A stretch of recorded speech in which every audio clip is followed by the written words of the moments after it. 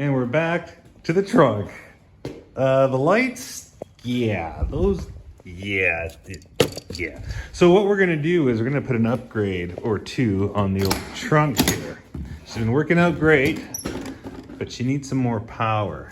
I was plugging it in and recharging it in the wall whenever I came home and parked at night, but I thought, hey, you know what? Somebody left a comment and said, you know what you should do? Is put a solar powered trickle charger on that thing. And I think that is a great idea.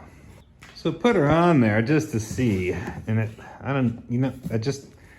looks a little cluttered. I'm not gonna lie, it looks a little cluttered. I think the best thing to do here is we're gonna delete this right out of there and center this on there.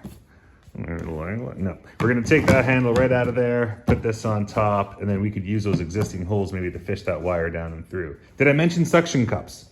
They're suction cups.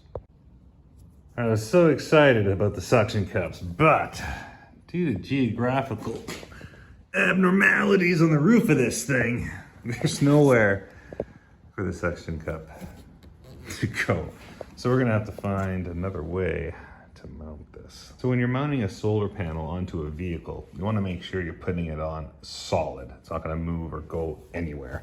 So what you should do here is, make some mounts with threaded bolts coming out, and then make a template of that. Drill some holes through here, flip it over, place it through, put some nuts and washers on the bottom with some locking washers so that you know it's not going to move, and that's going to hold it, and you know it's not going to move anywhere.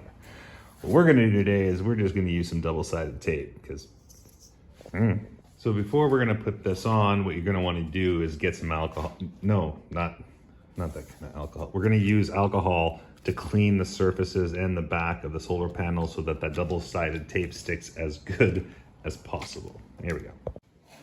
But before we do that, we should probably take a look and see where we're gonna put this plug. Now there's two options here, take the safe route, you can cut a hole through here and then we can put the whole head through and then reattach it inside to use on the battery. Or we could just cut the wire and put it through that hole and then just reattach it. So, yeah. Oh, that's, yeah. Those are, yeah. I got the right tool, yeah. And I made a nice hole right in the side, top there on the case, and now I'm able to run that wire through easily, nice and neat, and this can sit nice and flat and flush. So alcohol wipe, and let's get sticking.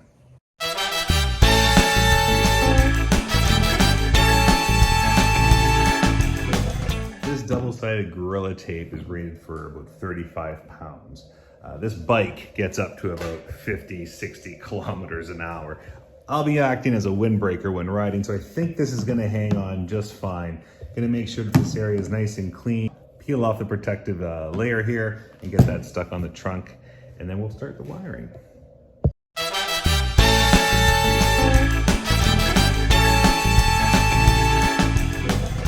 I think I got it on pretty straight there. Came out really nice. That double-sided tape, it's pretty solid on there. Now, wiring. The wire comes in through here. I tied a knot on it so it won't get snagged out for any reason. I think I'm going to incorporate it into my existing wire cover here, bring it all the way down and around, and then tie it directly into the battery. All right, so it went pretty seamless. Got it into that common wire sheath, brought it all the way down and around, through, and I'm hooking it directly to the battery, and then we're gonna have our little clasp here over top, holding it nice and snug. Yeah, I think that's gonna work out great. She's charging, and there it is. Came out really nice, pretty neat, very, very solid.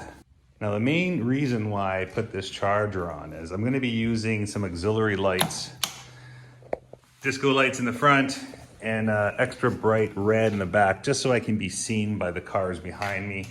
And also have this charger on the handlebars. I'm gonna be using this to charge my phone and anything else I need to on the road. And this is gonna help keep that 12-volt battery that's in the trunk topped off in case it's ever needed to charge anything on the road. I also have an auxiliary USB in the back. So if I wanted to plug something in, leave it in the trunk while I'm driving, it can charge up as well. Let me know in the comments, guys, what you think about this whole thing. Is this overkill craziness, or is it a great idea?